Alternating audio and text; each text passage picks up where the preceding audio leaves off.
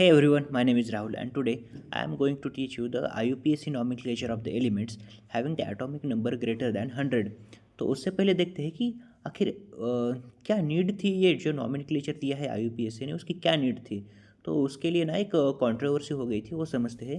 जो atomic number है 104, same time पे अमेरिकन्स एंड सोवियत साइंटिस्ट दोनों ने इसकी डिस्कवरी की थी। ठीक है, अमेरिकन्स ने उसे नाम दिया था रुदरफोर्डियम और सोवियत साइंटिस्ट जो थे उन्होंने उसे नाम दिया कर्चाटोवियम। ठीक है, तो एक कंट्रोवर्सी हो गई थी। अब जो एलिमेंट है उसे आखिर नाम क्या दे, रुदरफोर्डियम दे या कर्चाटोवियम।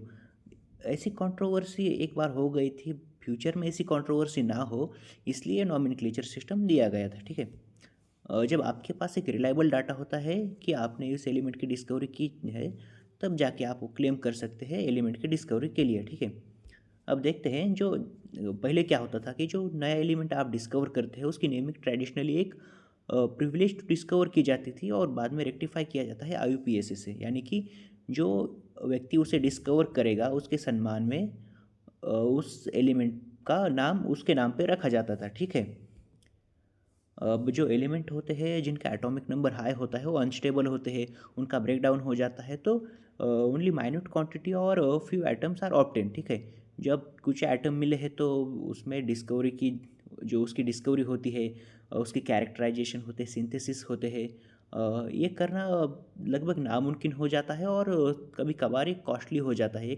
इससे क्या लगता है कि कॉस्टली इक्विपमेंट लगता है और लैबोरेटरीज़ की ज़रूरत पड़ती है। ठीक है, तो IUPAC ने क्या किया, एक रिकमेंडेशन दी, जब तक कि उस एलिमेंट की डिस्कवरी प्रूव ना हो जाए तब तक एक सिंथेटिक नॉमेनक्लेचर दिया, और उस नॉमेनक्लेचर के अनुसार जो एलिमेंट है जिसका एटॉमिक नंबर जो होगा उस एटॉमिक नंबर से ही उसका नॉमेनक्लेचर दिया जाएगा।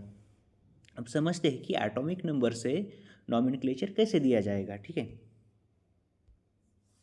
अब समझ लीजिए कि ये डिजिट है। बेसिकली 0 से 9 तक जो डिजिट होते हैं, जैसे कि 0 1 2 3 4 5 6 7 8 9, ठीक है, उनके लिए क्या किया गया है कि एक नेम दिए गए हैं और उसी के साथ में एब्रीवेशन, जैसे 0 के लिए नील और उसका एब्रीवेशन क्या है, यानी यन है। ठीक है, बाद में 1 के लिए अन, 2 के लिए bi, tri, quad, pent, hex, sept, oct and enn. ये जो नेम है ना, इन्हीं नेम का इस्तेमाल करके जो इस डिजिट के लिए जो भी नेम आएगा उसी का इस्तेमाल करके हमें क्या करना है कि एक नॉमेनक्लेचर बनाना है। ठीक है, एग्जाम्पल से समझते हैं। और बाद में क्या करना है कि जब आप उन नंबर के अनुसार नेम को ऐड करेंगे सीरियली, और बाद में क्या करना है कि IUM सफिक्स ऐड करना है एंड में। ठीक है, देखते हैं कैसे। समझ लीजिए उस एलिमेंट का एटॉमिक नंबर है 104, तो 104 का नॉमेनक्लेचर कैसे होगा। 1 के लिए क्या दिया गया है, 1 के लिए दिया गया है अन। ठीक है, 0 के लिए नील, 4 के लिए कॉड। तो अब क्या करना है, इन सभी नेम को लिख लेना है, अन, नील, कॉड, और एंड में क्या जोड़ना है, IUM। तो इस पर्टिकुलर एलिमेंट का नॉमेनक्लेचर क्या होगा, अन, नील, कॉड, IUM लास्ट में लगाना है, अन, नील, कॉडियम। ठीक है, अब एक एग्जांपल देखते हैं। और इसके अंदर एटॉमिक नंबर है 118, 1 के लिए अन, दूसरे 1 के लिए फिर से अन, 8 के लिए ऑक्ट, और बाद में क्या जोड़ना है, IUM। तो इसका नॉमेनक्लेचर क्या बनेगा, अन, अन, ऑक्टियम। अब एटॉमिक नंबर है 109, इसका देखते हैं। 1 के लिए अन, 0 के लिए नील, 9 के लिए इन, तो नॉमेनक्लेचर क्या बनेगा, अन, नील, इन, और लास्ट में क्या जोड़ना है, IUM।